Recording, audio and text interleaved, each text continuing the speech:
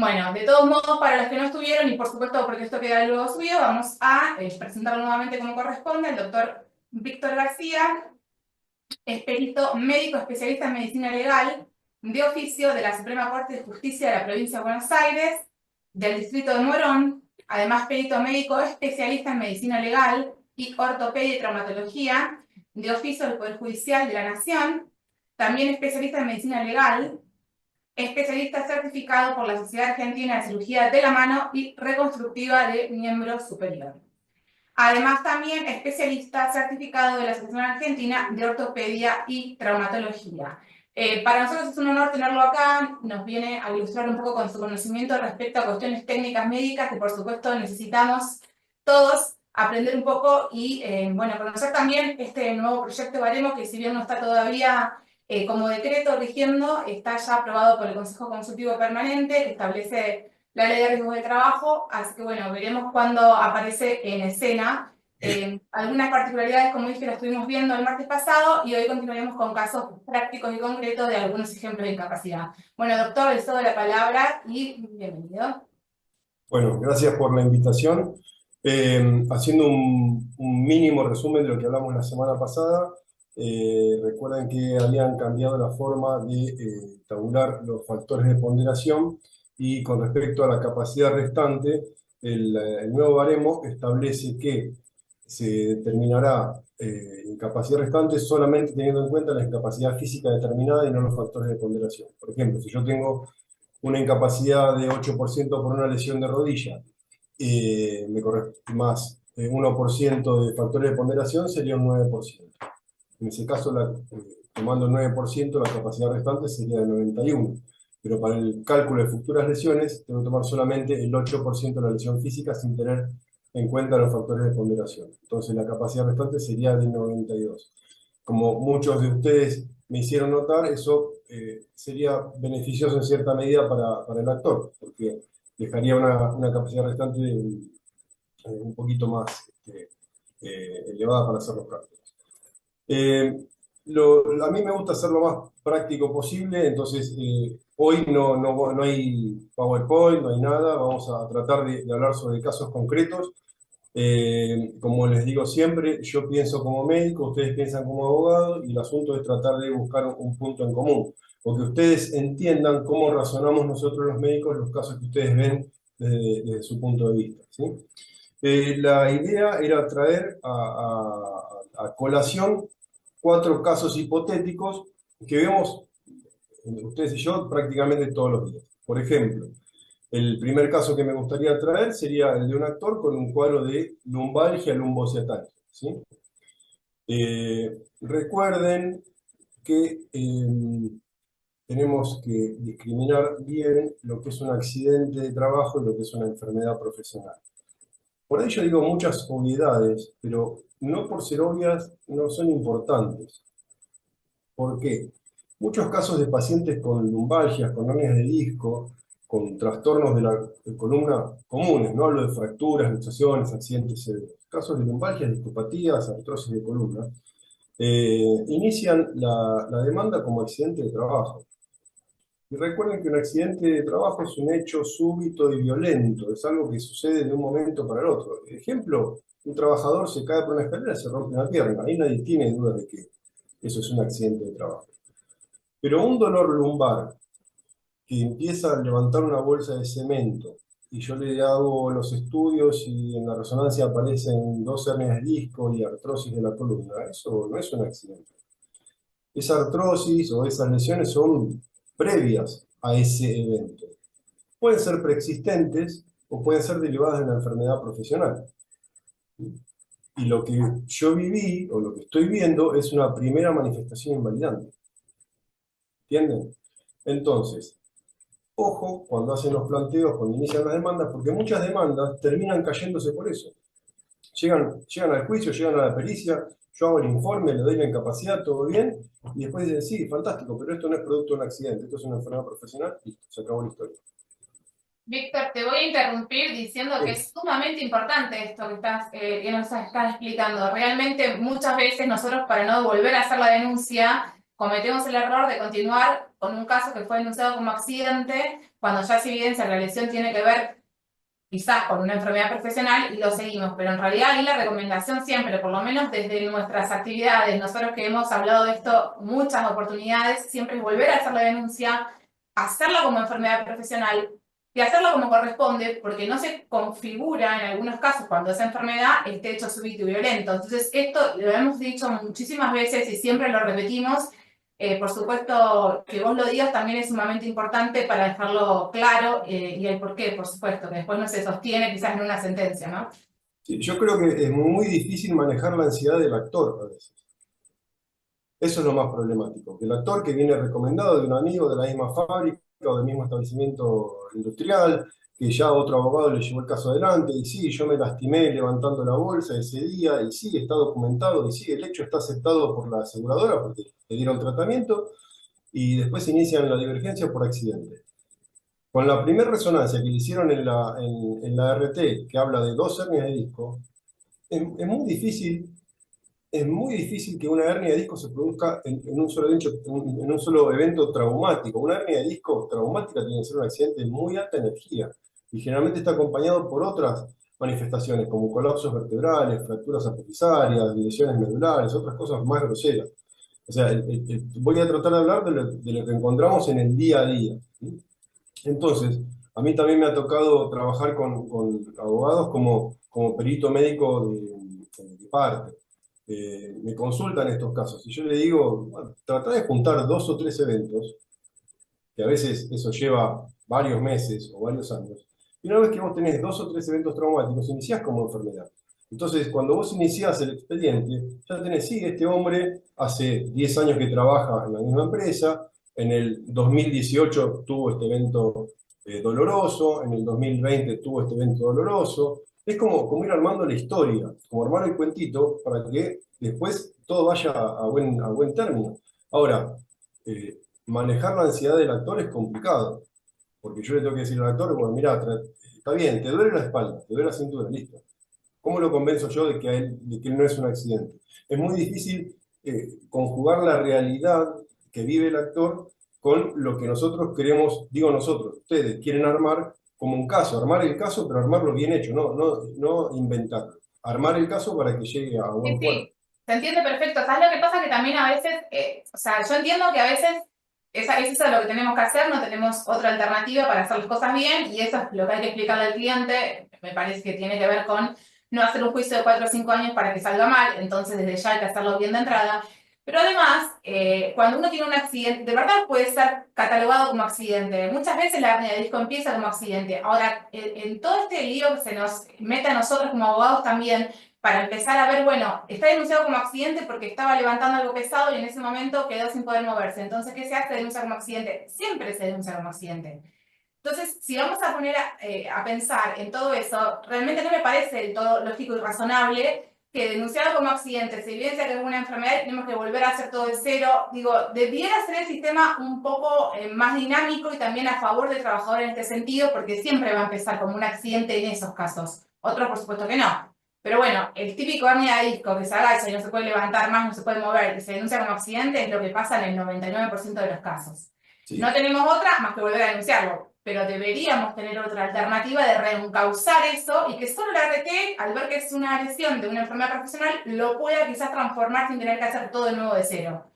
Bueno, no existe esa posibilidad, pero se podría, Y ¿no? es un lío. Tal vez el ejemplo que traje primero no es el más llano, el más simple, porque realmente son problemas complejos. Y lo que siempre sucede es que es muy difícil adaptar la legislación a la realidad. En todo el ámbito. La realidad es una sola, la naturaleza, la biología humana es una sola, entonces adaptar la legislación a eso es un lío. Más cuando las tablas y los baremos y todo está medio traído de los pelos. Hasta el día de hoy sigue medio traído de los pelos. Es muy difícil que una legislación refleje la realidad de las cosas.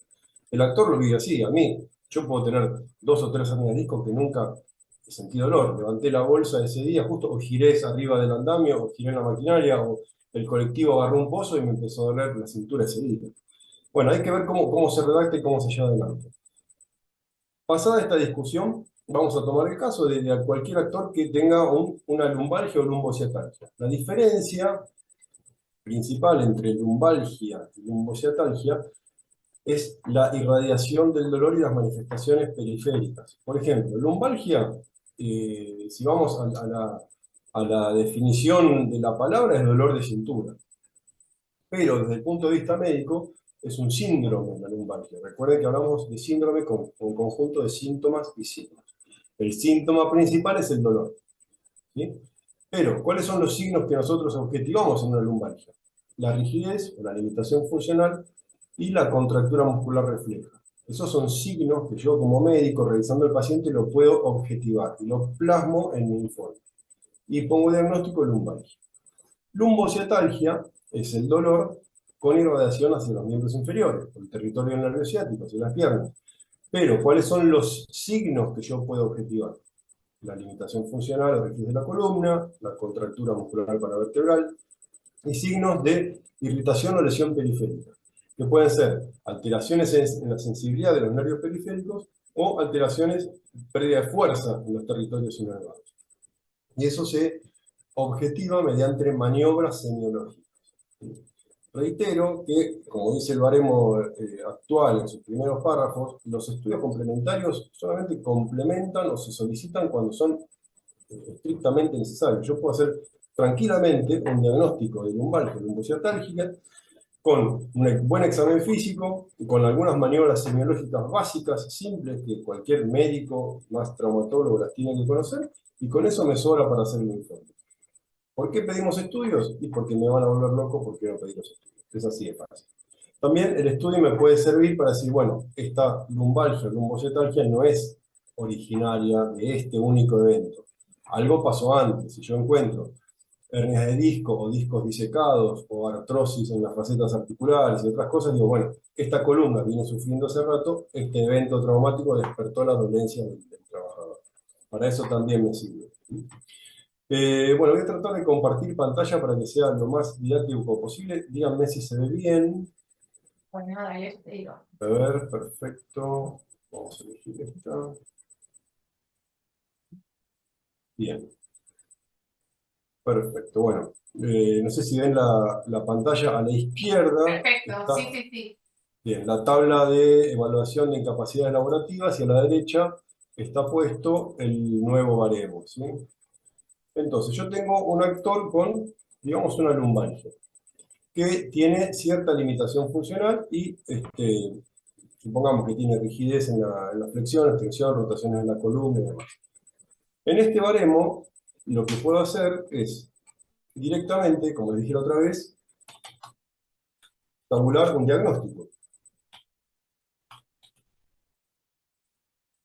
Entonces puedo decir que tiene una lumbalgia sin alteraciones clínicas, radiográficas ni electromiográficas, o una lumbalgia con moderadas alteraciones clínicas y radiográficas, o una lumbalgia con severas alteraciones clínicas y radiográficas. ¿Cuál es el primer problema que encuentro acá? Esta palabra, postraumática. La tabla dice lumbalgia postraumática. Y esto ha traído un montón de problemas. ¿Por qué? Porque, por ejemplo, si yo tengo una enfermedad profesional del listado de las enfermedades profesionales, modificado por el baremo 49 del 2014, que tengo que tabular las hernias de disco, que las reconoce, las de un segmento lumbar como enfermedades profesionales, para tabular esa incapacidad yo uso esta tabla. Pero esta tabla dice postraumática. Entonces, muchas veces, yo tabulo, por ejemplo, una lumbalgia con moderadas alteraciones clínicas y radiográficas, que este es el segundo problema, le pongo un 5% de incapacidad. Entonces, la impugnación del otro lado, ¿qué me dice? Pero doctor, la tabla dice postraumática. Entonces yo tengo que explicar que la dolencia la despertó, tengo que defender mi postura. O sea, en ningún momento cuando el listado de enfermedades profesionales o el decreto 49 del 2014 nos remite a esta tabla, en ningún momento dice o quita esta palabrita postraumática. Trae bastantes dolores de cabeza al momento de contestar impugnaciones. Pero bueno, acá puedo diagnosticar, puedo tabular por el diagnóstico, lumbalgia. El otro problema que tiene el baremo actual es ¿qué son moderadas alteraciones clínicas o severas? ¿Cuál es la diferencia entre moderado y severo? No tengo nada para poner un corte. Y esto queda muchas veces a criterio del perito. Moderadas alteraciones clínicas y radiográficas, y bueno, tiene más o menos rigidez, más o menos contractura, en las radiografías y alguna lesión puede haber, entonces va de 0 a 5%. Severas, bueno, tiene mayor rigidez, mayor contractura, puedo consignar en el informe que tiene mucho dolor a las maniobras semiológicas y tengo entre 5 y 10. Ahora, ¿qué criterio uso yo para poner de 0 a 5, ponerle 1, 2, 3 o 4? O de 5 a 10, ¿qué criterio tengo para ponerle 5, 6, 7, 8? La verdad, la tabla no me da ninguna herramienta para eso. Segunda cuestión. En el inicio de este capítulo del baremo actual dice que las alteraciones anatómicas y limitaciones en los sectores cervical y dorso-lumbar se combinan entre sí cuando coexisten. Entonces, muchas veces pasa que yo tabulo una lumbalgia con moderadas alteraciones clínicas y radiográficas, sin alteraciones electromiográficas, le pongo un 5%. Y me dice, pero doctor, usted tiene que sumar la limitación funcional. Y este es otro espacio donde los peritos, no es que nos peleamos, pero tampoco nos ponemos de acuerdo. Muchos, como yo, dicen, el diagnóstico incluye la limitación funcional. Y otros dicen, no, le sumo a este 5% que yo puse como lumbalgia, el porcentaje que corresponde a la limitación funcional. Y a todo eso le sumo los factores de ponderación. Entonces, realmente no es claro para nada. En caso de que tengamos una lumbociatalgia, más o menos se sigue el mismo criterio. Pero tengo dos capítulos nada más. Una lumbociatalgia sin alteraciones clínicas, radiográficas ni electromiográficas me da un 0%. Y esto de por sí resulta en un oxímoron, una contradicción en la misma frase. Si yo tengo una lumbociatalgia, ¿cómo no voy a tener alteraciones clínicas?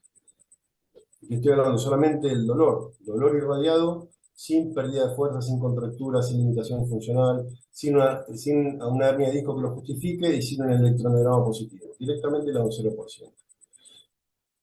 Y el otro renglón o el otro casillero donde la puedo meter es lumbociatalgia con alteraciones clínicas y radiográficas y electromiográficas leves a moderadas, 5 a 10%. Y se me acabó la historia.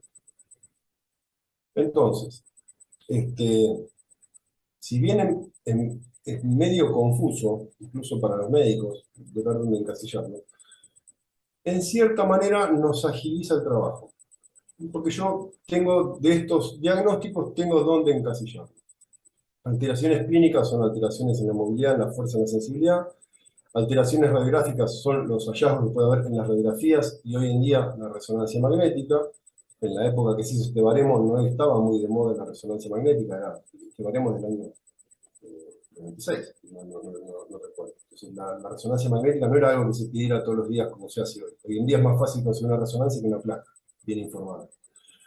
Y alteraciones electromiográficas, que a veces, como hice un comentario la vez pasada, me parece, ojo con los electromiogramas y las ecografías, son estudios que dependen del operador. Si el operador no busca, no va a encontrar lo que nosotros queremos que encuentre. Entonces, en las órdenes tiene que estar bien especificado qué es lo que va a encontrar.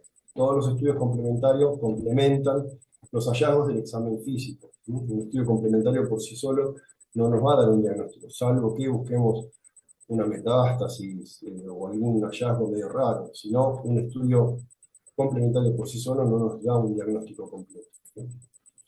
Bien, esto es lo que se trabaja hoy en día, al día de hoy. Ahora, yo voy a la tabla, al baremo nuevo, ¿sí? Tabla de evaluación de la incapacidad laboral de la nueva, que aprobó la superintendencia en septiembre, que es el motivo de la charla de hoy. Entonces, pongo en el buscador un valle y no hay resultados. Pongo lumbociatalgia y no existe, tampoco está.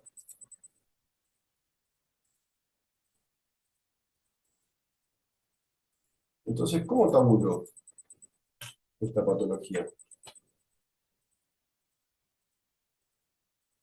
Voy a columna, a ver qué dice. El capítulo de columna.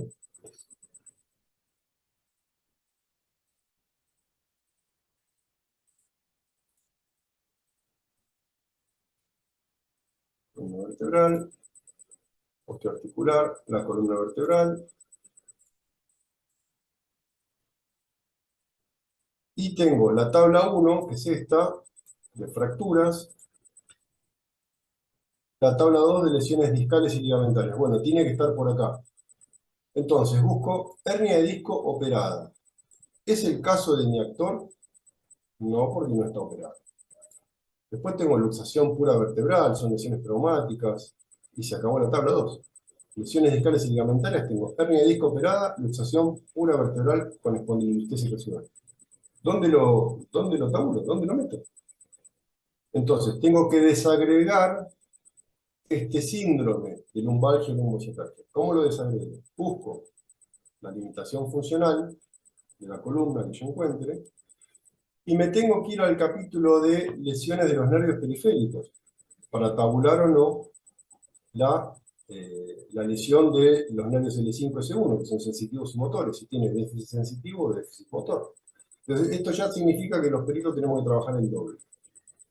Supongamos que tiene cierta rigidez de la columna lumbar. Lo más frecuente es una limitación funcional en flexión más o menos de entre 60 y 80 grados, que me daría voy a ir anotando, el 1%, una limitación funcional en extensión de 10 a 20 grados, otro 1%, limitaciones en las rotaciones derecha e izquierda están más o menos en el mismo rango, 1% para cada lado, y las inclinaciones más o menos de entre 10 y 20 grados, 1%. Ya acá estoy en un 6%, con la limitación funcional.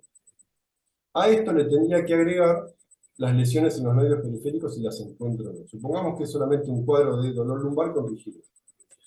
Entonces, ya con la limitación funcional, más o menos, una limitación funcional típica, este baremo, este nuevo baremo, me permite tabular esta lesión en un 6%. ¿Cuál es el diagnóstico? Esa es la gran diferencia entre diagnóstico e incapacidad. El diagnóstico, bueno, tengo que ver si es una hernia de disco o si es patología artrósica, si son lesiones musculares, pero como no tengo el diagnóstico lumbalgia, yo tendría que poner, utilizando el nuevo baremo, lumbalgia con limitación funcional de la columna por hernia de disco, por artrosis, por lo que sea, tabular. Y acá, después el juez va a decidir si este diagnóstico que yo le puse corresponde o no a la patología que está denunciando. Recuerden que nosotros los peritos médicos no determinamos el nexo de causalidad. Nosotros podemos decir si, por ejemplo, el trabajo que el actor denuncia que hizo durante tantos años y esa bolsa de cemento que levantó y le provocó el dolor es idónea para provocar las lesiones que yo estoy encontrando ahora. Y recuerden que nosotros no lo vemos en el día que se lastimó, ni en el año siguiente, a veces lo vemos 2 o 3 años después. ¿Sí? Entonces, es un poco más trabajoso, un poco más engorroso, pero la misma patología se puede encontrar en el baremo. ¿Hasta acá alguna pregunta que quieran hacer sobre esta cuestión? Mira, si querés te traslado algunos comentarios Sí. que hay en el chat que venían un poco a este tema. Espérame que los voy a buscar, que estaban más arriba. Bueno, cuando estábamos hablando del tema del accidente que termina con una hernia de disco, que eso es una enfermedad, si lo denunciamos de nuevo o no, y lo que estábamos conversando, el doctor Leandro Muñoz, que es miembro de la comisión, nos decía, en esos casos así, no podría ocurrir una lumbalgia postraumática con el baremo que tenemos hoy, por supuesto, no el que sería modificado porque no existe más ese acápite, digamos. Pero bueno, ¿usted qué piensa de esta lumbalgia postraumática como consecuencia de un accidente denunciado? Si yo soy el médico de la comisión médica y lo veo recientemente al enfermo, posiblemente yo diagnostique una lumbalgia postraumática. Es lo que corresponde. Levantó una bolsa de cemento, hizo un dolor lumbar agudo, el traumatismo, ¿cuál fue? El hecho súbito de hacer un esfuerzo, una lumbalgia post-esfuerzo. Trauma se puede entender como trauma directo o indirecto. Entonces le estoy dando la derecha al trabajador y si le tiene una lumbalgia postraumática, no es que le haya provocado esta hernia de disco, es muy raro ver una hernia de disco aguda, es más raro que un perro verde con 2 colas. Pero puedo decir, sí, esta lumbalgia postraumática corresponde, hay que darle prestaciones o determinar incapacidad. ¿Alguna vez alguno vio un dictamen de comisión que diga eso?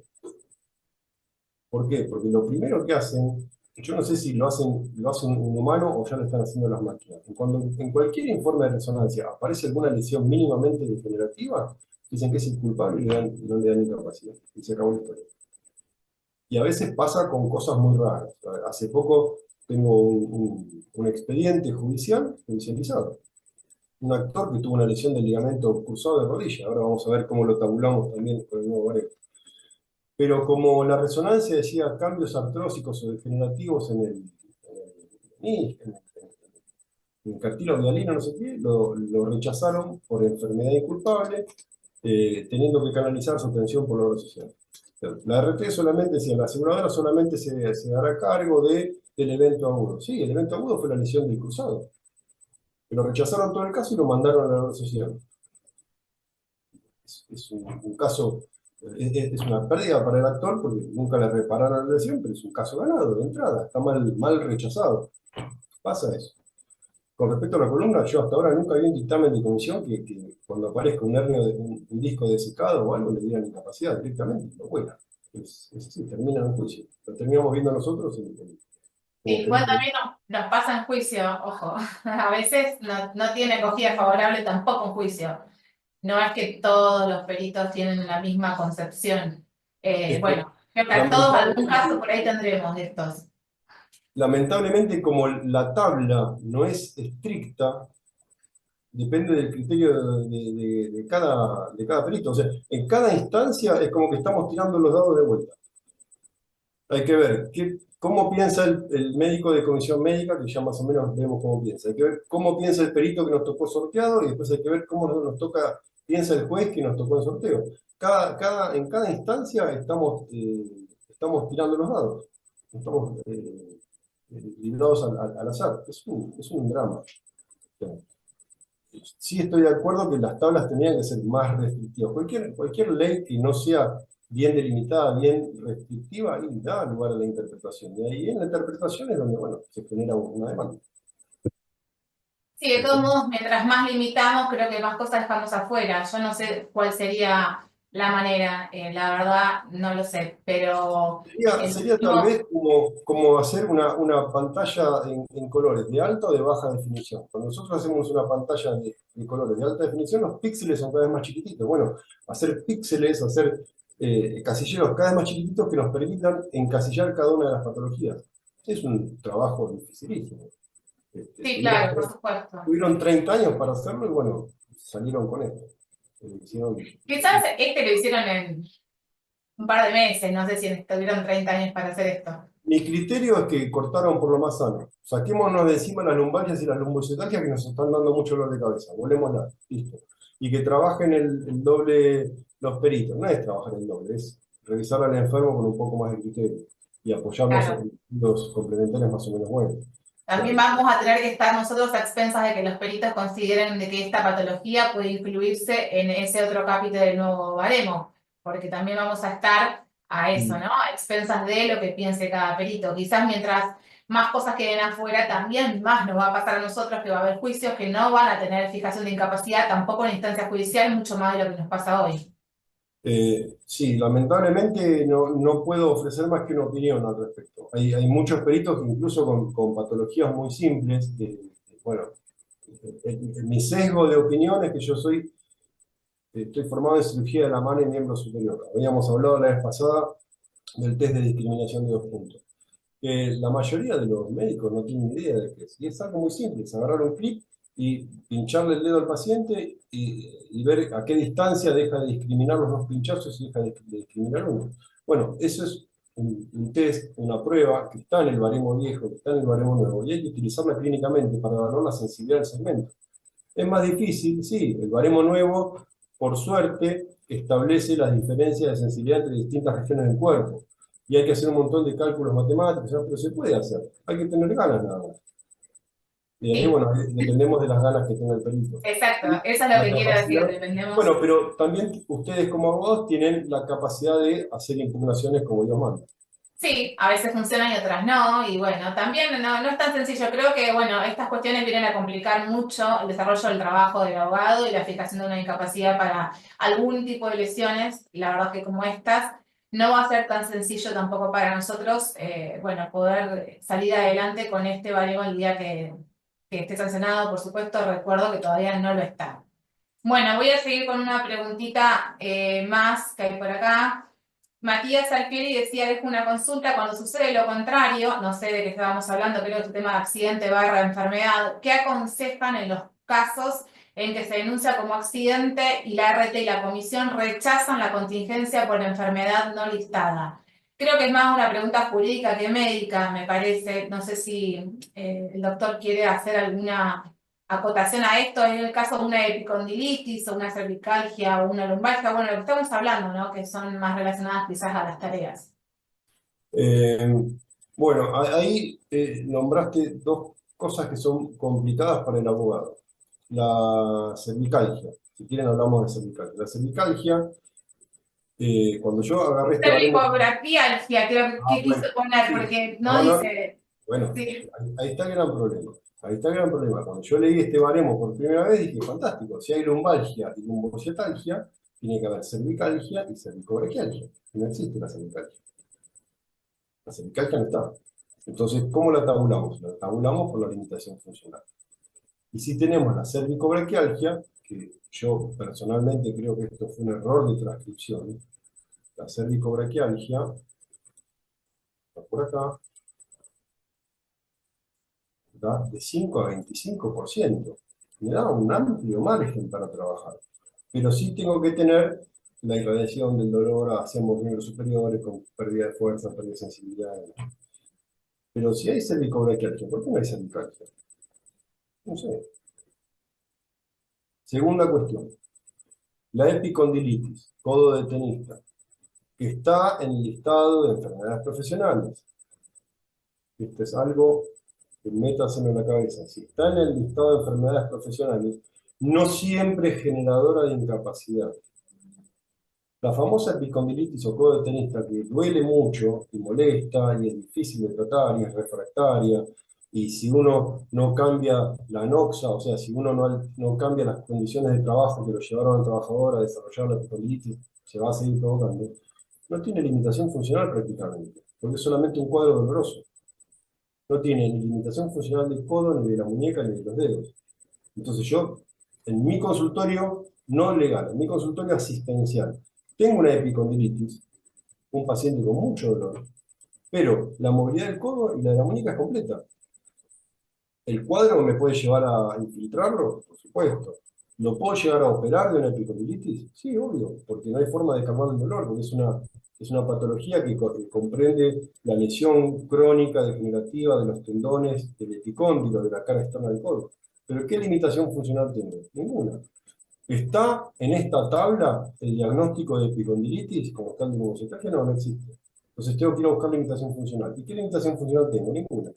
Entonces, ¿cuál es el diagnóstico? Epicondilitis. Limitación funcional, cero. Incapacidad, 0%. Y se agarran todos de los pelos. Pero bueno, son cosas que pasan. Sí, sin dudas, sin dudas. Voy a hacer otra de las preguntas que está en el chat del doctor Edgar Kerber. Dice, al momento de valorar la limitación funcional, el perito debe considerar la movilidad activa o la movilidad pasiva. ¿Hay normativas que determinen el tipo de movilidad que el perito debe considerar o queda a criterio de cada perito? La evaluación física se hace ponderando movilidad activa y pasiva, y generalmente lo que correspondería hacer es graficar o escribir el mayor rango de movilidad alcanzado. La movilidad activa es la que hace el actor. Por ejemplo, yo le pido al actor, acá, que flexione la columna y que extienda. Y después lo acuesto, lo pongo en la camilla y yo le flexiono la columna y yo lo extiendo. Esa es movilidad pasiva, porque el actor en teoría tiene que estar relajado. Y consigno o anoto el mayor arco de movimiento alcanzado.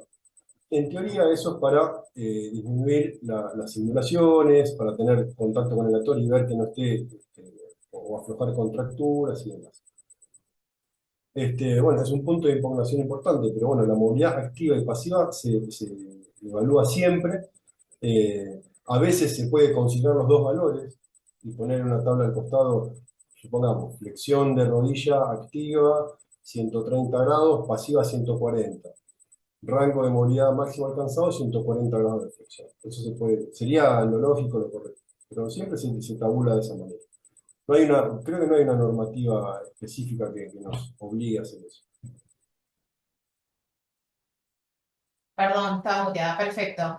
Respondido entonces acá a lo que estábamos hablando recién del tema de la epicondilitis que no tiene limitación funcional, dice que el doctor Enrique Vega dice, si el dolor es incapacitante, según él, ¿cómo no va a tener limitación funcional? No sé, bueno, puede que a veces sí, a veces no, no sé, doctor, si usted le quiere decir algo. Vamos a entrar en una discusión, es muy difícil. Tendríamos que hacer un examen físico juntos con ustedes para demostrar que no hay limitación funcional en la epicondilitis. Es muy complicado. Este, mm, no quiere decir que no exista. Hay cosas que en la realidad existen y no están reflejadas en el baremo. Y ese es un dilema que nos encontramos los médicos asistenciales. Yo divido en los médicos asistenciales y legistas. El médico asistencial es el que atiende pacientes para vivir, y receta, da kinesio, opera, es el médico asistencial. Cuando el médico asistencial agarra el baremo y se convierte en médico legista, perito médico, se agarra la cabeza, tiene un montón de cosas que no están, no tiene dónde encasillarlas, dónde meterlas. Y pasa esto, hay un diagnóstico, supongo otro ejemplo, la tenosinovitis o tendinitis, lesiones inflamatorias de los tendones. A menos que sea demasiado grave y comprima bien la estructura y limite la función de los dedos de la mano, no tiene limitación funcional. Y la pérdida de fuerza, que nosotros la podemos, en teoría, objetivar con un dinamómetro de puño, que es una pavada, un instrumento muy simple, en ningún lugar del baremo la tabula. Sí la pone como alteraciones clínicas, en algunos lugares. Por ejemplo, acá hablábamos de lumbocetalgia con alteraciones clínicas, bueno, la pérdida de fuerza. Pero en el caso de una tendinitis, una epicondilitis, ¿cómo tabulo yo la pérdida de fuerza de los extensores de la muñeca? En el baremo no está, no tengo dónde encontrarlo. Y limitación funcional se refiere a arco de movimiento. Esa es otra confusión, que también nosotros los médicos, cuando lo leemos, nos confundimos mucho. La limitación funcional es cuánto deja de mover, no si tiene debilidad o no. Perfecto, doctor. Bueno, respondido entonces. Podemos continuar si usted quiere con otra de las lesiones de baremo. Vamos a otra lesión de todos los días, la rodilla, la niña bonita de un montón de patologías. Vamos a suponer que tenemos un paciente con una lesión meniscal, ¿sí? Entonces, en el baremo actual que estamos utilizando actualmente tenemos un capítulo que dice lesiones menisco-ligamentarias.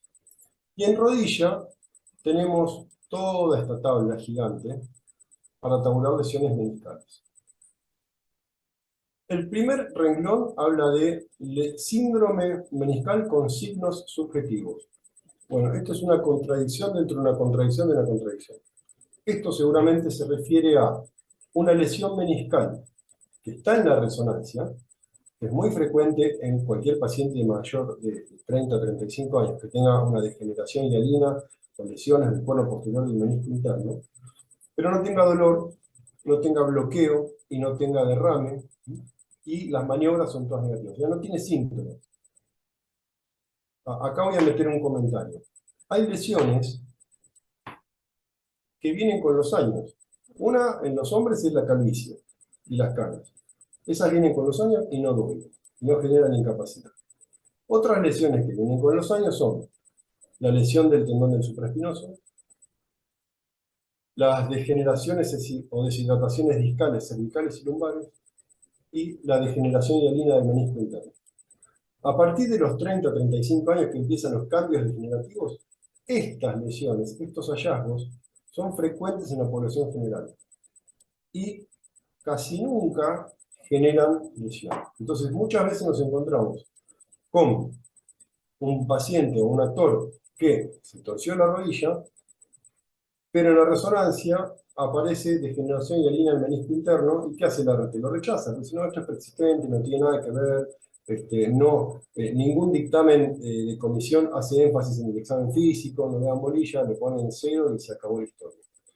Clínicamente, si yo soy médico asistencial, a mí sí me importa si tiene o no esa lesión, lo trato, le doy kinesiología, incluso se puede llegar a hacer una intervención quirúrgica, pero desde el punto de vista médico-legal, si no tiene dolor, no tiene bloqueo, o sea, el dolor no se pondera, recordemos eso, no se le traba la rodilla, flexiona y extiende completamente, y la rodilla es estable, listo, es 0%, por más que la resonancia diga que tiene una lesión del cono posterior del menisco interno. Pero bueno, este baremo me permite encontrar este diagnóstico. El renglón siguiente es el síndrome meniscal con signos objetivos, cosas que yo puedo objetivar. Hidrartrosis, que es el derrame articular, la hipotrofia muscular, el bloqueo y las maniobras. Hipotrofia muscular, la pérdida de trofismo de masa muscular por una lesión meniscal se establece después de los 6 meses.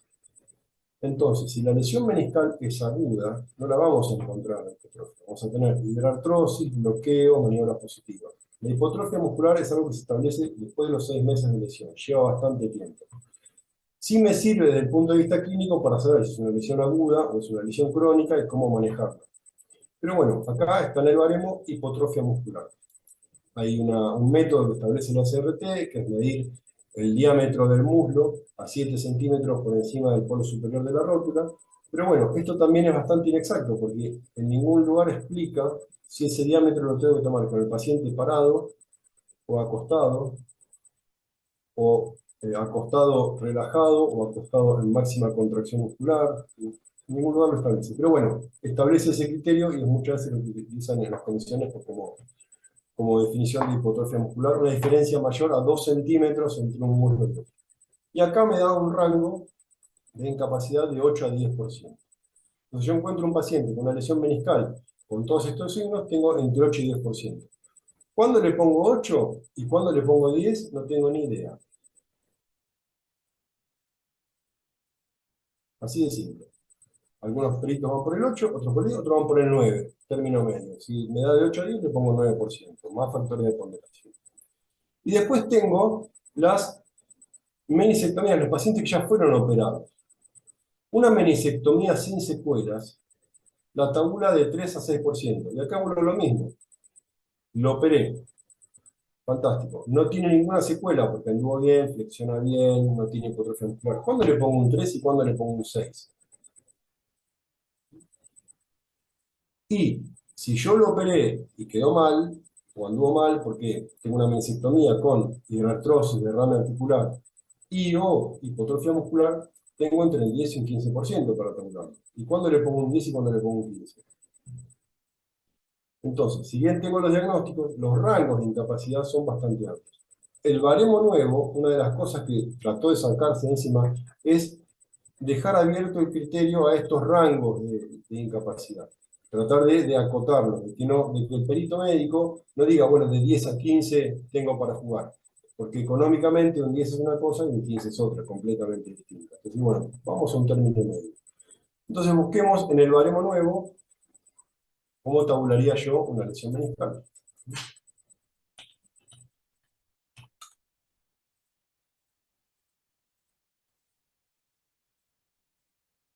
Lesiones cápsulas ligamentarias, tabla 4 que está acá, en la parte de miembro inferior.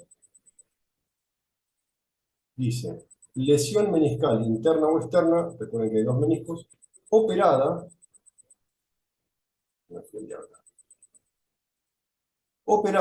lesión meniscal interna y o externa. Operada, tiene que estar operado, ya sea por menisectomía, que es la resección del menisco, y o meniscoplastía, y o sutura meniscal. 4%. Se acabó la discusión. Ahora, si no está operada, que es el renglón siguiente, con hipotrofia muscular y o hidrartrosis y o bloqueo, 8%. Bien. Ahora, supongamos, vamos a compararla con la tabla anterior. Supongamos que no está operada, una menisectomía, acá, síndrome meniscal con signos objetivos de esta tabla, me da 8 a 10. Esta lesión meniscal no operada me da un 8% directamente, va por el mínimo rango de la tabla anterior. Ahora, la que está operada me da un 4%. Pase lo que pase, ¿eh? Y acá dice, en el porcentaje de incapacidad, la 2, se encuentra incluido el procedimiento quirúrgico. Listo. Entonces, yo puedo decir, lo operaron el menisco, no me importa cómo quedó, 4%. Y si quedó con limitación funcional, ¿se la puedo sumar? Y podría sumársela. Pero ahí le abro la puerta al criterio del perito que le toque. Si el perito está de buen humor, porque está contento, y bueno, tengo la limitación funcional que pueda tener más el diagnóstico. Y si no, te dice, no, mira, este 4% ya está operado, listo, para mí incluye todo, se acabó la historia.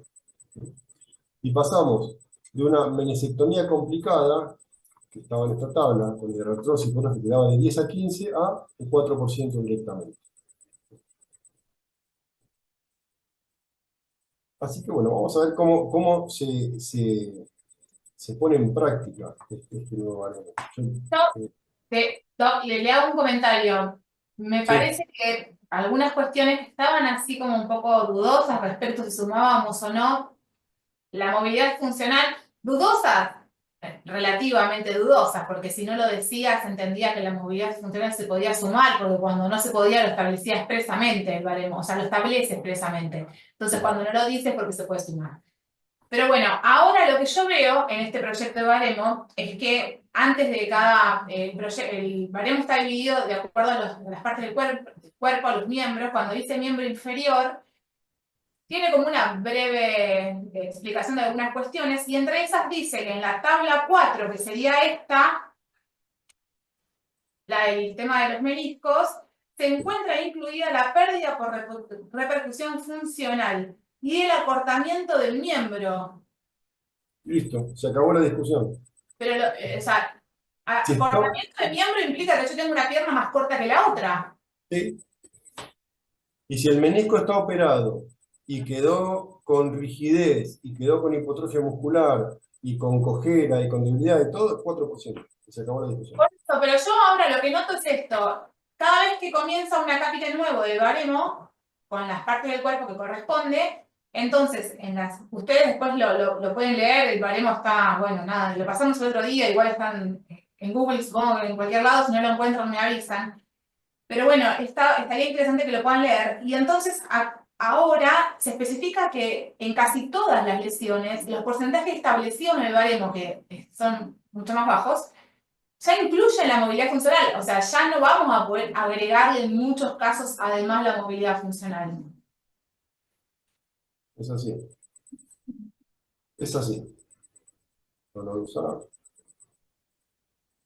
Es así, acá en este párrafo dice. El porcentaje de incapacidad determinado en la tabla 2A y en la 4 se encuentra incluida la pérdida por repercusión funcional. Claro, por eso. Entonces, o sea, estamos siendo limitados por todos lados, no solo porque los porcentajes son inferiores, algunas categorías directamente ya no están, no existen, y las que agregan, la verdad, bueno, usted ahora seguramente lo dirá, pero son porcentajes de incapacidad ínfimos. Bueno, creo que otra cuestión más para considerarlo sumamente perjudicial. Es complicado, y eso que hablamos del menisco nada más. Si hablamos en la rodilla de lesiones del ligamento cruzado, me parece que es peor para el actor. Vamos acá Sí, al lado izquierdo. Supongamos que tenemos un actor que tiene una lesión del ligamento cruzado anterior. Eso genera una inestabilidad anterior y nos da dos posibilidades. Que no tenga atrofia ni derrame articular o que tenga atrofia y derrame muscular. Si es una inestabilidad anterior, simple o posterior, dice acá el baremo actual, sin atrofia, sin derrame, por lesión del ligamento cruzado posterior, tengo entre 10 a 15% de incapacidad. Pero si la inestabilidad anterior o posterior es con atrofia, con derrame y alteraciones en la marcha, tengo de un 15 o un 25%. ¿Sí? Son pacientes no operados. Solamente estamos hablando del ligamento cruzado anterior o posterior. Depende de la gravedad, 10 a 15, si es más grave, 15 a 25. Y si vamos a la tabla 4 del nuevo baremo, tenemos ruptura completa del ligamento cruzado anterior, 7%. 7%. Y tiene un número 1 en negrita. Y abajo la referencia dice, se ponderará el porcentaje de incapacidad laboral establecido en la tabla, independientemente de que haya sido operado o no. Operado o no operado es un 7%. Y como dice este mismo párrafo arriba, la limitación funcional está incluida en este 7%. Y se acabó la historia.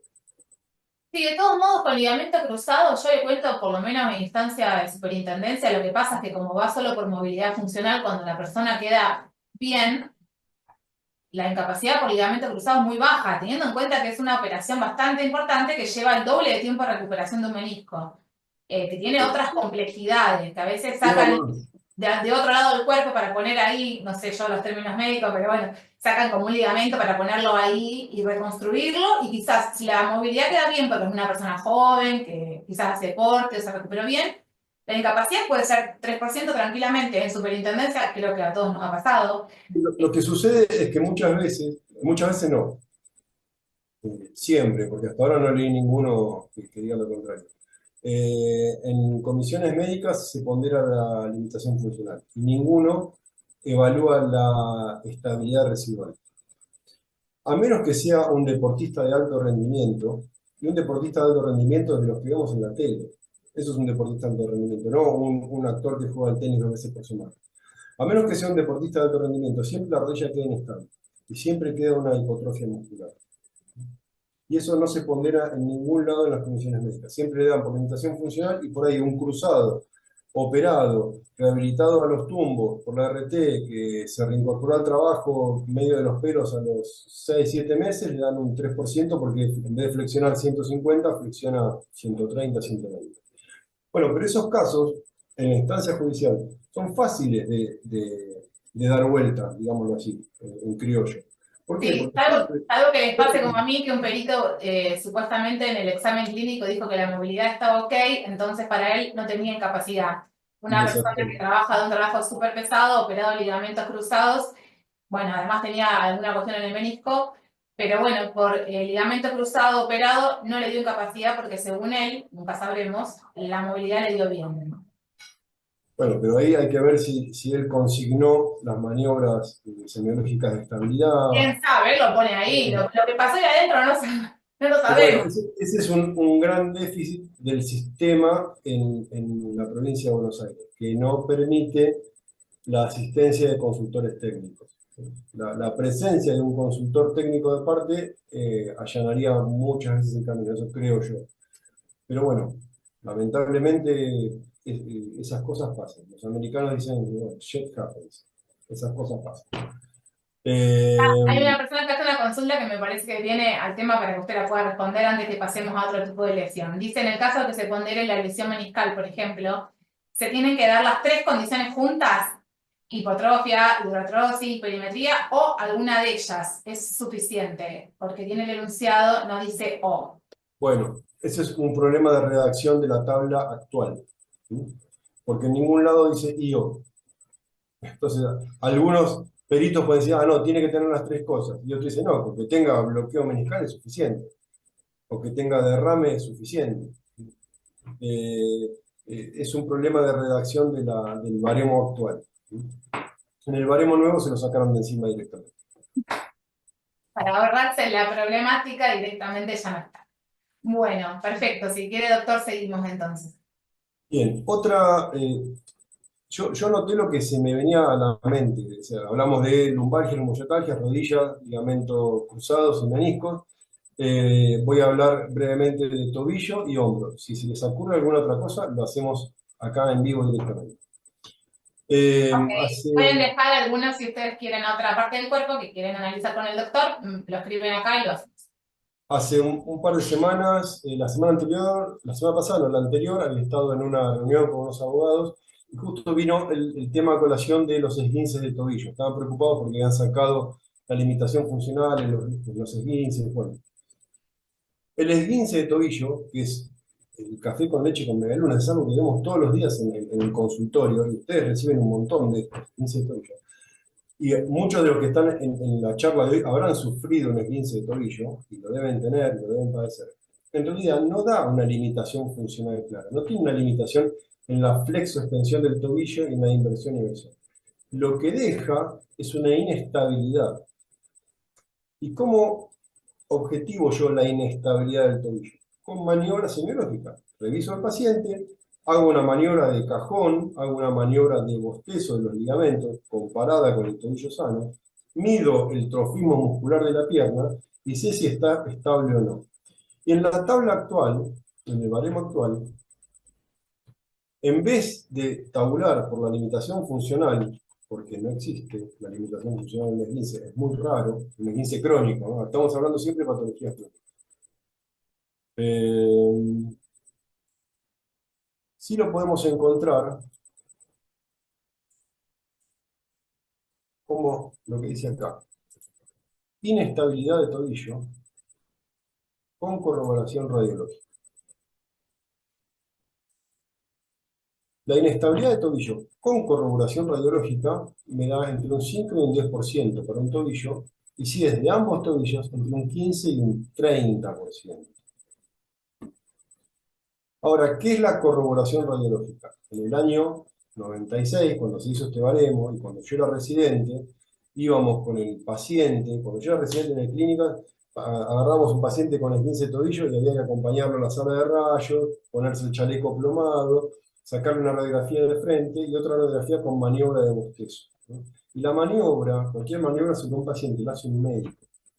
Eso con el tiempo se fue perdiendo. Consignamos la maniobra en el consultorio, pero no acompañamos al paciente a la sala de rayos y le hacemos la maniobra de bostezo. Y hoy en día no van a encontrar siquiera un médico radiólogo que haga esta maniobra. Entonces, yo puedo consignar la inestabilidad del tobillo con maniobras de mi consultorio. Le puedo pedir una resonancia que diga si hay cambios heterogéneos en los ligamentos o no. Pero esta corroboración radiológica que me pide la tabla, si hay bostezo o no en las radiografías, es imposible de hacer. Entonces, muchas veces yo puedo consignar un 5% de incapacidad y el impugnante me va a decir, pero no le hizo una maniobra radiológica. Entonces yo le contesto, hoy en día no hay forma de hacerla, no hay quien la haga, no hay manera de conseguir un médico radiólogo que tenga una radiografía con bostezo comparativa, encima hay que sacarle los dos tobillos, comparar y medir la separación entre el astragal y la tibia, es imposible. Pero sí puedo, desde el punto de vista médico, semiológico, consignar la inestabilidad del tobillo. Y me da este rango para un tobillo de 5 a 10%, que de tenerla es bastante incapacidad, ¿sí? Y como dice esta misma tabla, en esta inestabilidad articular está incluida la pérdida por repercusión funcional. Fantástico. Entonces tengo esta herramienta, no solamente la limitación del movimiento del tobillo, que casi nunca está, pero sí lo puedo tabular como inestabilidad del tobillo. Bien, hasta acá estamos todos contentos porque aprendimos algo nuevo. En vez de demandar por limitación funcional, vamos a demandar por inestabilidad. Ahora, ¿qué pasa con la tabla nueva? Entonces busco el 15. El 15 no existe. Busco, a ver, ligamentos. Habíamos visto la tabla de ligamentos de miembros inferiores, ¿no? La tabla 4, que vimos recién.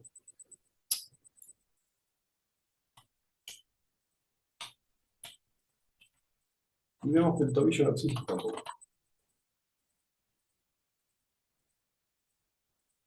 Ya está. Volvemos a buscar. A ver, estamos en miembro inferior, ¿verdad? Miembro inferior. Listo. Voy despacito hasta la tabla 4. Lesiones cápsulo-ligamentarias y meniscales. Bueno, me habla de luxación de rótula, ligamento cruzado, cruzado lateral interno, lesión meniscal, artroscopía, diagnóstico. Se acabó. Paso a pelvis inestable. Bueno, por ahí encuentro algo de lesiones musculotendinosas. Encuentro una linda sorpresa, ruptura completa del Aquiles. ¿Y el esguince de tobillo dónde está? ¿Dónde está la inestabilidad de tobillo? Entonces, digo, bueno, está bien, pondero por la limitación funcional. ¿Y qué limitación funcional va a tener un esguince de tobillo? Ninguna, prácticamente nula. Entonces, se acabó lo que se daba. En el esguince del tobillo estamos perdidos. No tengo cómo tabular inestabilidad. Bueno, busco a ver inestabilidad articular.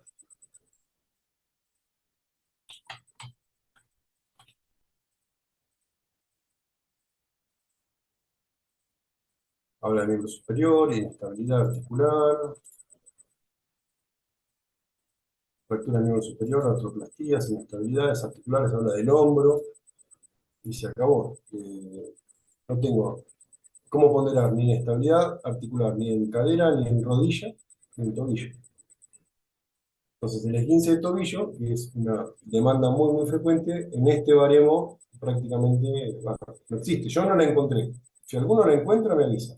Si tuviésemos una lesión en el tobillo que implicara, por ejemplo, el corte de algún ligamento del Bueno, pero tobillo, eso es otra cosa. A ver, bueno, por eso, pero no, el perdón, esguince simple de tobillo nunca dejó incapacidad, es una no, realidad. perdón, El esguince tiene grados, la interrumpí antes de tiempo. Sí, sí.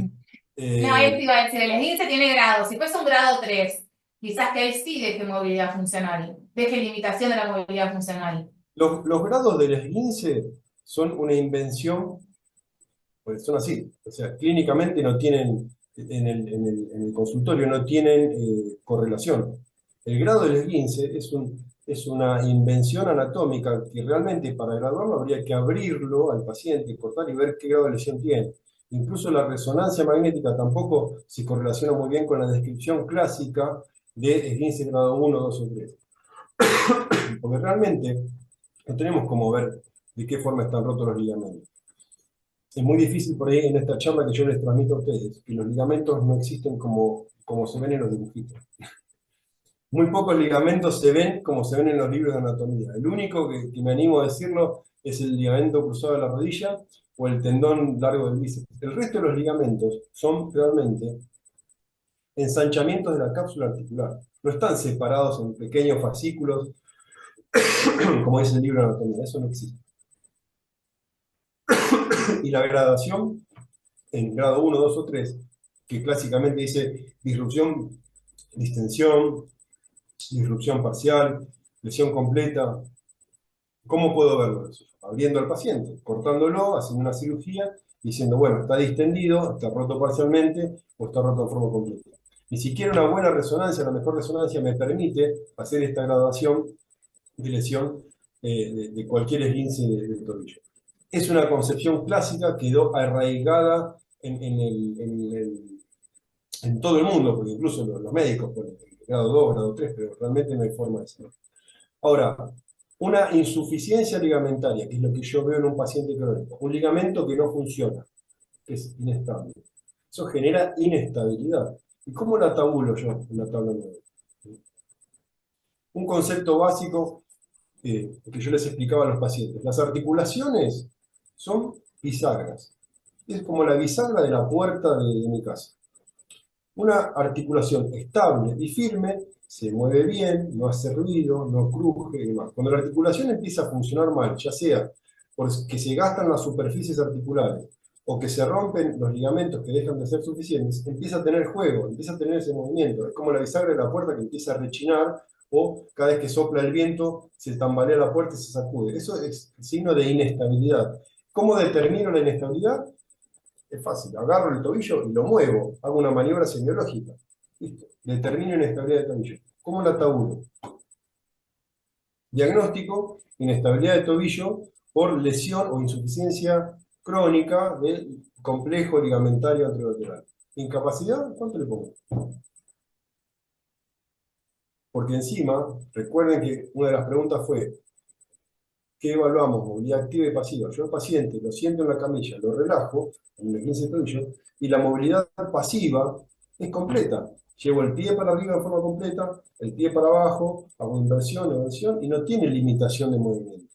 Al contrario, una inestabilidad ligamentaria, cuando el tobillo está suelto, inestable, me da más movilidad. Por ejemplo, en traumatología, si yo quiero que algo esté bien estable, lo tengo que fijar. Restringo la movilidad. Si yo necesito que algo sea más móvil, lo tengo que liberar. Aflojo la movilidad. Le doy cierta inestabilidad. Entonces, los médicos asistenciales, en algunos pacientes, jugamos este juego. ¿Querés estabilidad? Vas a mover menos. ¿Querés mover más? Te puede quedar más inestable. Bueno, pero con la tabla nueva estamos perdidos. Bueno, qué alentador. Es que no encuentro otra solución. O sea, por ahí si me toca utilizar esta tabla el día de mañana, yo puedo consignar el diagnóstico y como pasa hoy en día, supongamos, pongo el diagnóstico, pero no puedo tabular incapacidad según esta tabla. Me tendré que remitir al baremo civil o a algún otro baremo. O Y a la tabla ahí vamos a anterior. tener otro problema nosotros como hablábamos la clase pasada. Acá dice Leandro Muñoz, tendremos que plantear la inconstitucionalidad del nuevo baremo. Claro, es lo que estamos diciendo desde la semana pasada. Después, bueno, con la práctica veremos qué acogida puede llegar a tener eso en tribunales. No venimos muy bien con algunas cuestiones en riesgos, así que bueno, ojalá esto cambie en algún momento. Doctor, Un- yo le un- quería, sí, sí. no, le quería consultar, quizás no está dentro de lo que usted nos había comentado como temario, pero como es su especialidad, el tema de miembro superior en las manos, yo noté que no estaba la distinción ya entre las fracturas de los dedos de las manos, salvo el pulgar, o sea, entre los otros dedos, la funcionalidad de la mano, ya no va a distinguir, de acuerdo a este baremo, en índice, anular y demás. Entonces, salvo el pulgar, los demás estarían todos con los mismos porcentajes de discapacidad, ¿no? Sí, lamentablemente es así. Es un baremo que tendría que haberle dado un poco más, prestarle más atención a la funcionalidad de la mano y eso se Ah, perdió. De hecho, esta nueva tabla, el miembro superior, no discrimina entre miembro hábil y no. La exacto, tabla ya que no está estamos más. usando actualmente nos da un 5% más de incapacidad si el miembro afectado es el miembro superior hábil. El Exacto. nuevo baremo no. Si bien en algunas cuestiones remite, la tabla nueva, remite al baremo previsional,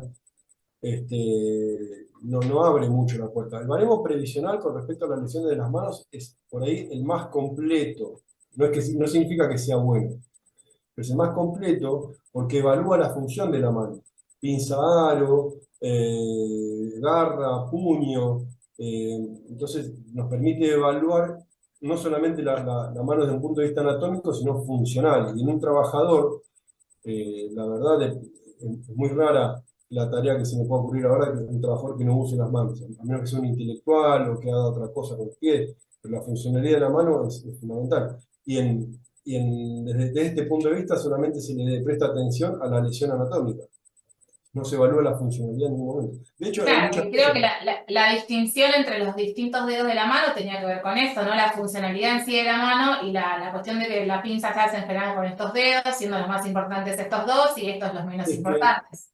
sí, solamente hay alguna distinción al respecto, bueno, sí, con respecto al pulgar y con las lesiones de los nervios colaterales de la mano, que los distingue entre los colaterales del pulgar y del índice, el colateral cubital del quinto dedo y el resto de los colaterales. Desde el punto de vista anátomo-funcional, y eso que yo sé que en el Comité Consultivo Permanente hay un par de cirujanos de mano de renombre, o sea, que tienen entrenamiento en cirugía de la mano. Pero desde el punto de vista funcional, la mano tiene tres sectores, es como tres manos en una. ¿Sí? No sé si puedo ver acá en la cámara. Bien. El Sí, pulgar es el rebelde, este siempre va para el otro lado. Este es el que se opone al plano de la mano. Y después tenemos lo que se llama una mano radial, que son estos dos dedos, y una mano cubital, que son el dedo anular y el meñique. La mano radial sirve, como usted bien dijo, a todos los movimientos de precisión.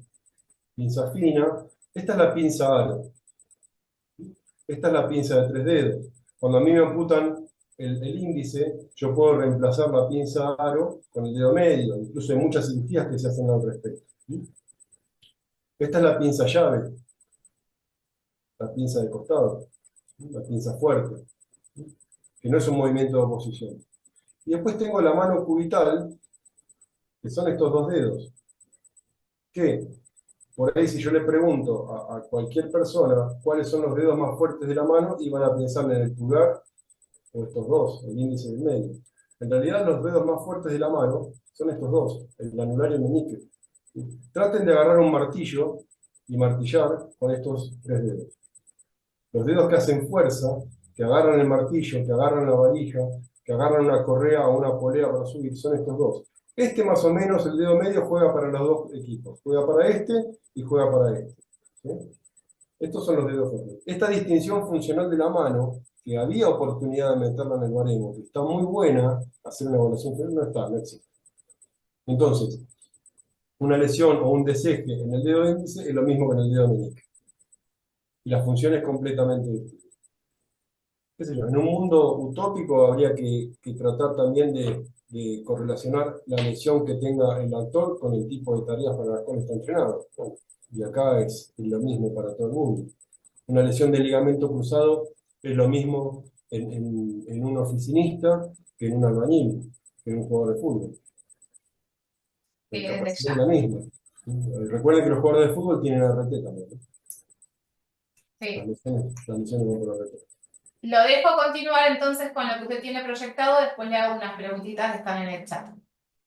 Bien, ¿no? La última consideración era con respecto a las lesiones de hombro, de manguito rotador. ¿Se acuerdan que yo les dije que con la edad hay cosas que vienen siempre, que son las famosas lesiones del tendón, del supraespinoso, del manguito de los rotadores y demás? Que si bien no existen en el baremo actual, yo las puedo ponderar desde el punto de vista de la limitación funcional.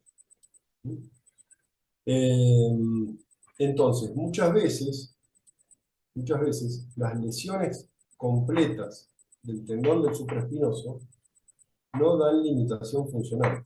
El hombro es muy traicionero para el actor, para el paciente, para el médico asistencial y para el abogado. El hombro para mí es la articulación más traicionera de todas, porque tengo todos los aspectos, los espectros. Puedo tener un hombro con todos los tendones enteros, con una gran limitación funcional, por una patología que se llama capsulitis adhesiva, donde la resonancia es normal, los estudios que yo le quiero hacer son normales, pero clínicamente el hombro está rígido, y un hombro con gran destrucción de los tendones del manguito rotador, con artrosis en la articulación y lesiones degenerativas con movilidad completa. ¿Por qué? Porque como es una lesión degenerativa, el cuerpo se va adaptando y compensa los movimientos. Otra cuestión importante. Nosotros, en el baremo, no evaluamos articulaciones. Y eso muchas veces nos confundimos los médicos. Imagínense, si nosotros nos confundimos, ¿cómo se van a confundir ustedes que son abogados? ¿Cómo no evalúan articulaciones? No. Yo cuando pongo movilidad del hombro, no pongo la movilidad de la articulación glenohumeral, porque anatómicamente el hombro son 4 articulaciones. Por ejemplo, yo cuando evalúo columna cervical, ¿cuántas articulaciones hay en la columna cervical? No evalúo el movimiento de una articulación, evalúo el movimiento de un segmento corporal, que es la cabeza, con respecto a otro que es el tórax. Y cuando evalúo la movilidad del hombro, evalúo la movilidad del segmento corporal brazo con respecto al tórax. Entonces, yo voy a tratar de alejarme. Muchas veces pasa que tengo ahí 90 grados de autoelevación. Y esto también son 90 grados de autoelevación. No tengo función del manguito de los rotadores. Tengo una autoelevación de 180 grados. Y si yo al actor lo reviso y hago así, también tengo una autoelevación de 180 grados, sin función del tendón del supraespinoso. Pero no estoy evaluando la articulación, estoy evaluando la movilidad del segmento brazo con respecto al tórax. Ojo con eso. Hecha esta salvedad, espero que se haya entendido. Si yo tengo un paciente con lesiones del tendón del manguito de los rotadores, en el baremo actual lo puedo encontrar o tabular como limitación funcional. Y en el baremo nuevo, yo pensé que, como habían metido un montón de lesiones por diagnóstico, por ejemplo, vamos a la parte del miembro superior, aparte de las amputaciones no hay mucha discusión. Habla de fracturas del miembro superior en la tabla 2, esto está en la página 21 del PDF, y después habla de lesiones musculotendinosas, rupturas o desgarro completo. Bueno, tenemos rupturas completas del deltoides, del tríceps, del bíceps, y no tuvieron la oportunidad de meter las lesiones o desgarros completos del tendón del supraespinoso, infraespinoso, redondos y subescapular, que son los del manguito de los rotadores. Entonces, si encontramos estas lesiones, las tendremos que tabular por el lado de la limitación funcional. Bien, sí tenemos acá con respecto al hombro las lesiones de luxación en estabilidad articular y tienen el mismo problema que nos daba el baremo actual. A ver si lo puedo encontrar acá.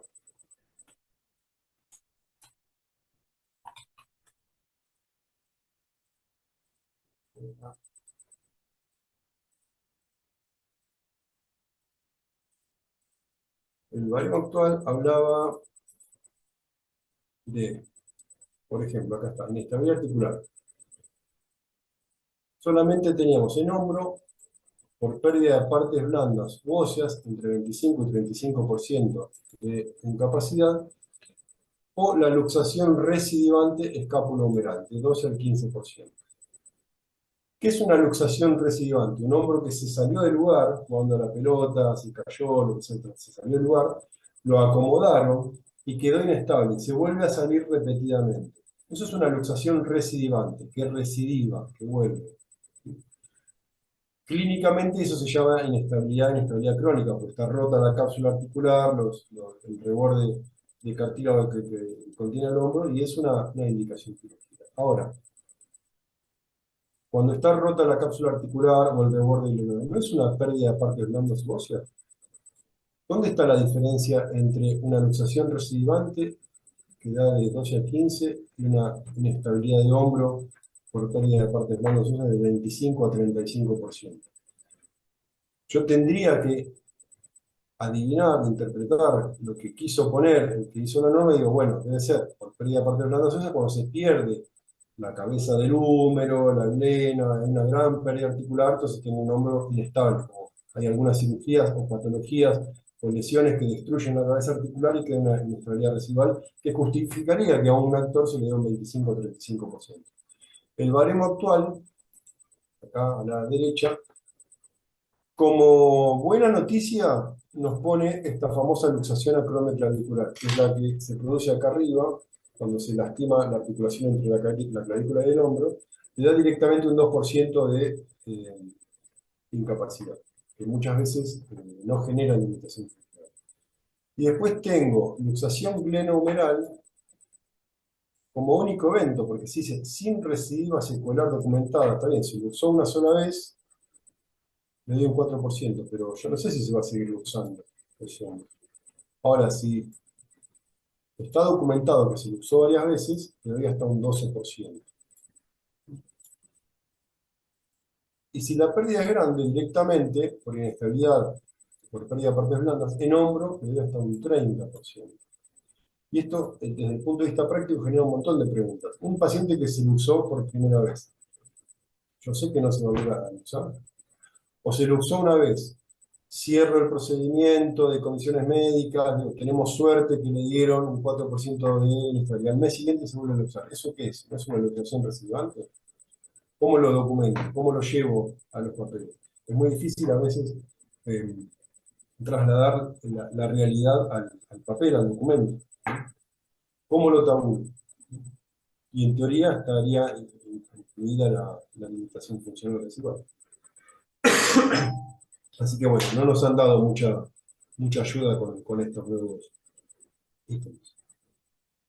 Quisiera saber si podemos analizar un poquito la fractura de peroné, si es posible, y las diferencias que hay entre el baremo que tenemos todavía vigente, que establece distintas categorías de fractura de peroné, y el proyecto que estamos analizando.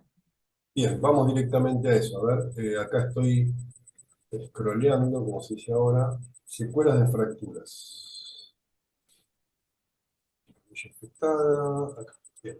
Fracturas de tobillo.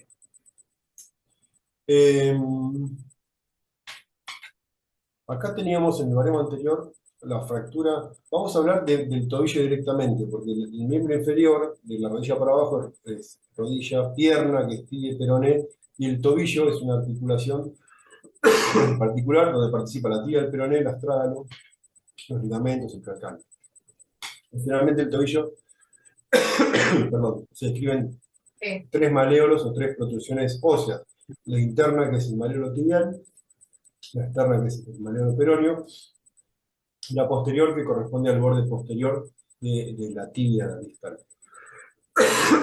Ahí se habla de Doc, fractura. si quiere buscar un vaso de agua, lo esperamos, no hay ningún problema. No, está bien, no es una cuestión de garganta seca. Estoy saliendo de una bronquitis, Sí, tal cual. así que así estoy. Ok. Bueno, el baremo actual que estamos utilizando actualmente me permite discriminar. Por ejemplo, acá, vamos acá a ver qué dice. Fractura unimaleolar de un maleolo o bimaleolar o trimaleolar de los 3 maleolos con la lesión del ligamento deltoide y el ligamento interno, me dice que el porcentaje correspondiente a los rangos previstos por la fractura del tabillo debe agregarse la limitación funcional atribuible a la lesión del ligamento deltoideo operado. Usted tiene que estar operado. Este es un caso muy particular. La fractura unimaleolar del tobillo de un solo maléolo, que desplazada, no desplazada, operada, no operada, lo que sea, me da del 3 a 6% de incapacidad. Si la fractura compromete los 2 maleolos o los 3 maleolos del tobillo, pero la articulación quedó bien, quedó congruente, hoy en día me da un 10 a un 15%. ¿Sí?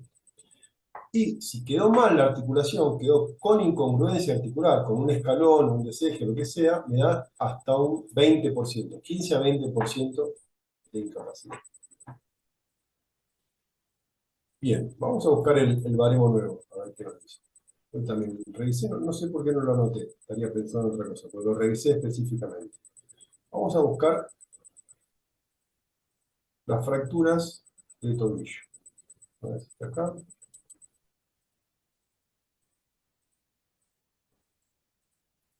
Y acá pone directamente fractura de tobillo, ya no habla de fractura de peroné, porque fractura de peroné, que está en este renglón, se refiere al cuerpo del peroné, a la fractura de la pierna.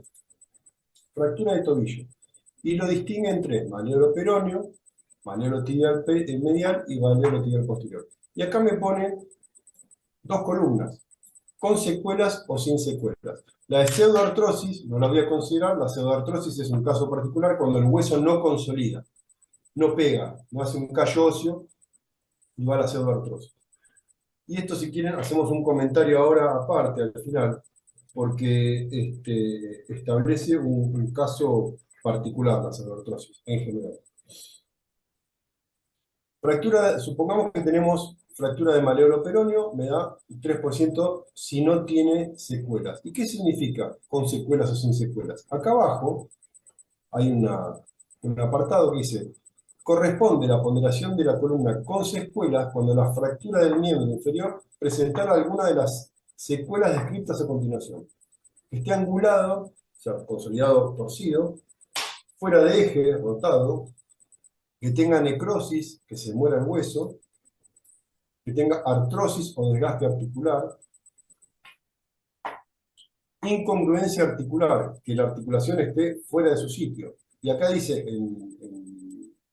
en letra especial, para el caso de fracturas que comprometan la articulación de la rodilla y el tobillo, cuando la articulación no esté congruentemente resuelta. Esos son casos de secuelas. Sigue, signos radiológicos de aflojamiento del implante. Esta es otra nota importante. Resección ósea, cuando haya habido que sacar un pedazo del hueso, osteotomía, cuando haya habido que cortar el hueso, o aplastamiento para el caso de fractura de calcáneo y demás, o fractura acetabular para la caída. Entonces, supongamos el peor de los casos, que yo tengo una fractura de tobillo compleja, de los 3 maleolos, que haya quedado con incongruencia articular completa, que le puse una placa con tornillos y se aflojó todo, y además tiene pseudoartrosis. Imagínense lo que es ese tobillo. ¿Cuál es el máximo de incapacidad que le doy? Si no tiene pseudoartrosis, ¿no? 6 más 6 más 6, 18%. Ese es el máximo que puedo tomar. Y si no, si es una fractura simple, una fractura de tobillo común y corriente, que es el maleolo peroneo, que se operó, y que tiene una placa con tornillos, que anda bien, que se recuperó, 3% de incapacidad. Porque no tiene ninguna de las secuelas que dice la tabla, ni incongruencia, ni pseudoartrosis, nada. Y la limitación funcional en teoría está acá adentro. Si me quedó el tobillo rígido, a menos que haya quedado anquilosado, hay que ver si la anquilosis está en este 3%. Yo creo que eso sería un capítulo aparte, pero una fractura de tobillo simple, con una placa con tornillos puesta por el lado externo, simple, con alguna limitación funcional, sin ninguna otra cosa, es un 3% de incapacidad.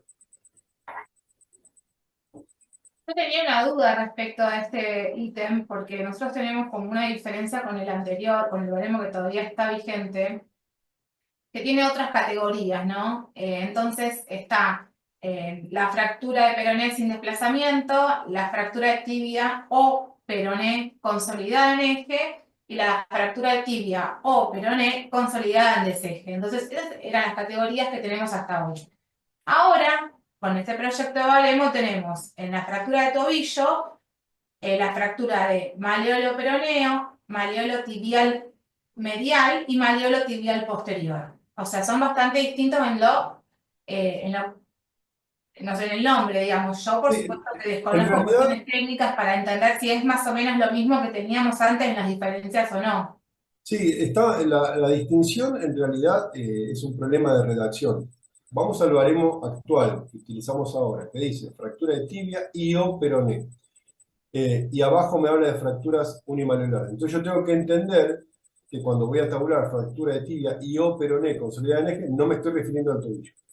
Esto tendría que aclararlo en algún lugar. Tendría que decir fractura de la diáfisis, del cuerpo de la tibia. Porque si es de tobillo va a ir fractura unimalleolar, que es la parte Y más en el abajo, tobillo digamos. corresponde a los maleros. Hay casos particulares donde la lesión del tobillo involucra la diáfisis del peroné más arriba que la fractura de Meissonier. Pero bueno, eso es cuestión de medicina, es embarrar demasiado la cancha. El baremo Perdón, nuevo dice claro. más o menos lo mismo, pero tendría que aclararlo. Cuando dice fractura de tibia, acá dice incluye pilión tibial, dice fractura de peroné, tendría que decir no incluye la fractura del malleolo peroné. Entonces, donde dice fractura de peroné actualmente, que establece incapacidad 2, 4 o 6, según quede sin con secuelas o con pseudoartrosis, bastante baja también para la pseudoartrosis, ¿no? Sí. Entonces, esa fractura de peroné, que ahora es fractura de peroné a secas, no tiene distinciones con las fracturas que teníamos antes. Esto de consolidada en eje, en deseje, ahora sería con o sin secuelas y los porcentajes son drásticamente inferiores. Em, entonces es como que eso, no sé, no terminaba como de entender. Ahora que usted me explica, lo entendí. Sí, son sumamente inferiores los porcentajes de incapacidad porque fractura de peroné, que ahora está solo, sin ninguna otra aclaración, va a 2, 4 y 6%, mientras antes la fractura de tibia o peroné consolidada en deseje iba de 10 a 20, y ahora el máximo sería 6. El máximo sería claro, menos, déjame ver, 6 4. con pseudoartrosis, que No, tampoco no, está fácil. con secuelas 4%. Claro, digo, la categoría máxima de la fractura de peroné sería 6. En el peor de los casos, con esta No, pseudoartrosis. hay un ¿No? error. Porque la ¿Cómo? pseudoartrosis, el error, no. La, la, la peor fractura de peroné es 4%, con secuelas. La pseudoartrosis, como yo le dije, es un caso muy particular. Y ahora, ya que estamos, que tenemos unos minutos, hablamos de eso.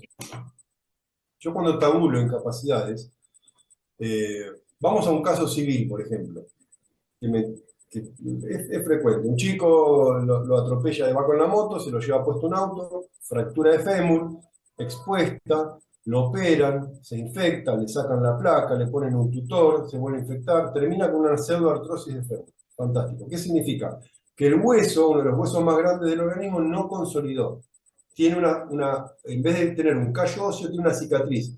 El muchacho no puede caminar porque no puede cargar peso, es una pseudoartrosis.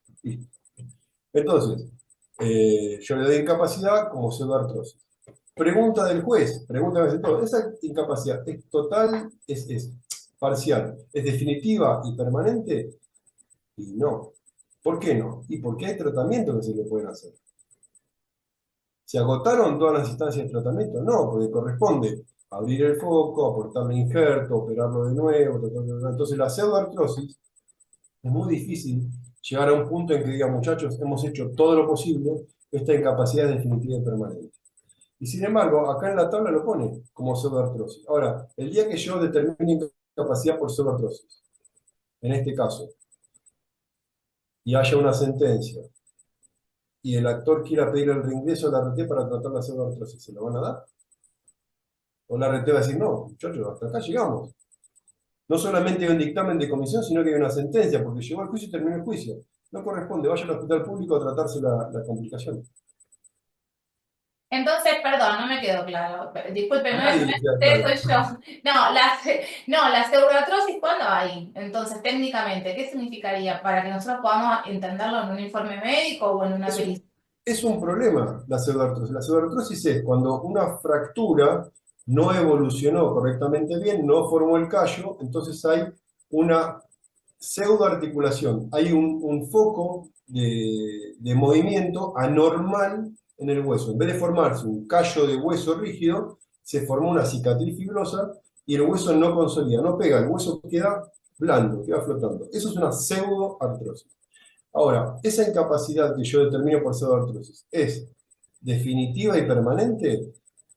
Yo creo que no, porque hay instancias de tratamiento que estamos obligados a ofrecer.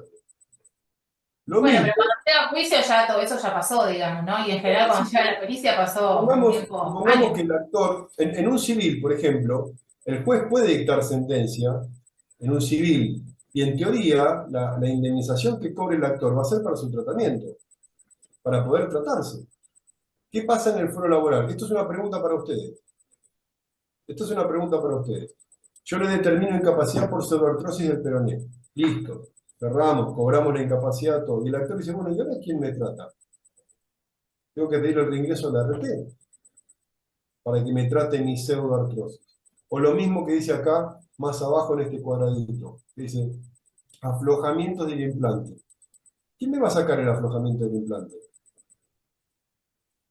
Me lastimé en el trabajo, me trató la RT, me operó la RT, las complicaciones me las llevó adelante la RT, fui a comisión médica, me dijeron que es una fractura consolidada con secuela, me dieron 4%. Tengo toda la placa con tornillo floja metida en la pierna, ¿quién me la va a sacar ahora?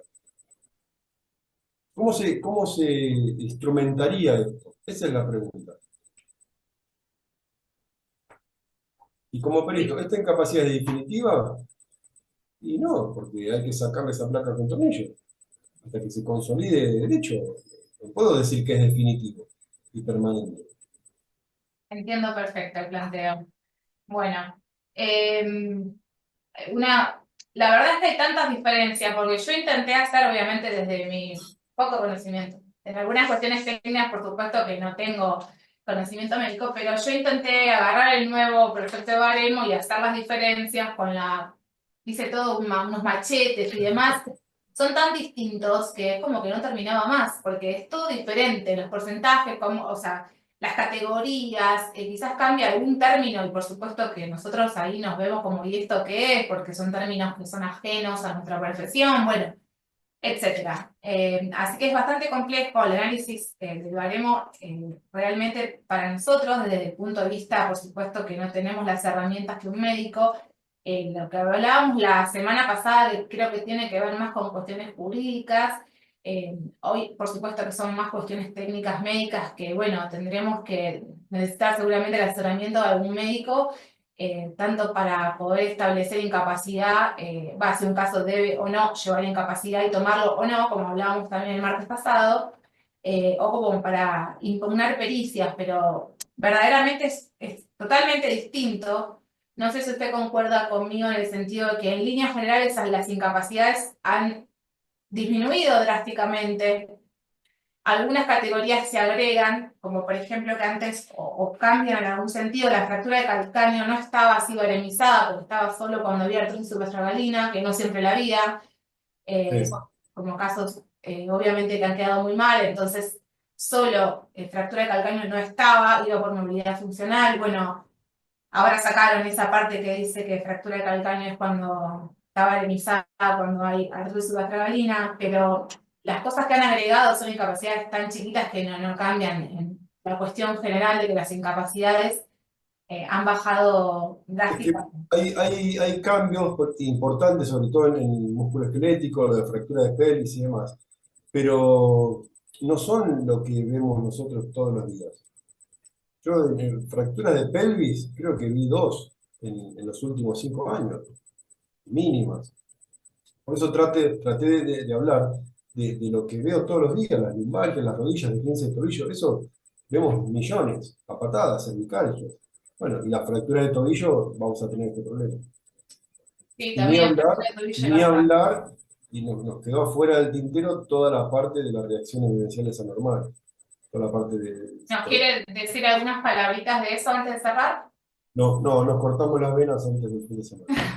Si quieren, preparamos una charla o preparen un cuestionario o me escriben al correo electrónico, porque todo ese capítulo nuevo, que nuevo, está modificado en el baremo nuevo, es bastante complejo.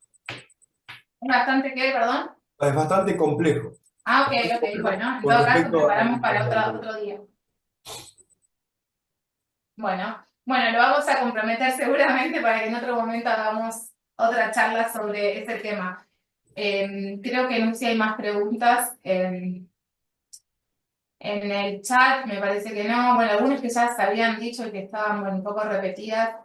Hay algunas cositas contesté, después otras cosas que son, obviamente, dependiendo de cada caso, no podemos evaluar acá incapacidades de ciertas lesiones, porque eso hay que ver cada caso ¿no? en particular. Bueno, yo le agradezco, doctor, infinitamente esta charla esclarecedora, aunque nos vamos todos así como un sabor amargo, ¿no? Porque no es demasiado alentador el panorama de este proyecto Vamos que a cerrar con vendrá. unas palabras de aliento. Eh, la gente lamentablemente se va a seguir lastimando. Accidentes de trabajo y enfermedades profesionales va a seguir habiendo. No se preocupen, las lesiones van a existir. Vemos cómo las encasillamos, vemos cómo las encuadramos, pero no es el final del camino, ¿sí? Nos cambiaron la cinta métrica, tenemos que aprender a usarla, nada más, quédense tranquilos. Quedémonos todos tranquilos. Gracias, doctor. Ojalá tuviésemos más médicos como usted, como peritos oficiales donde de verdad quieren buscar la solución a estos problemas y ojalá, bueno, nos acompañaran todos los peritos médicos en esto. Bueno, gracias a todos por estar acá, espero que les haya sido provechosa la clase, supongo que sí, porque fue una clase sumamente interesante para todos, hay tantos temas que obviamente desconocemos y necesitamos saber un poco más de todo esto. Doctor, infinitas gracias por el tiempo, tanto la clase pasada como este, es un tiempo valiosísimo de su vida que nos ha regalado el día de hoy, así que bueno, gracias a todos por estar, a Agustín Elías como siempre, a Sole, a Leandro, Lean, te veo ahí, a Dariana Mármol, que obviamente conté que nos había recomendado para que usted estuviese acá. Así que bueno, gracias a todos los que veo y a los que no, muchas gracias. También nos veremos la próxima con alguna otra de las reuniones que hacemos de la Comisión de Riesgos. Así que bueno, los saludo a todos y gracias. Gracias, hasta la próxima, a su disposición. Ahí les dejé el correo electrónico en el chat, cualquier cosa me escriben. Perfecto, lo voy a copiar. Gracias, doctor. Hasta luego.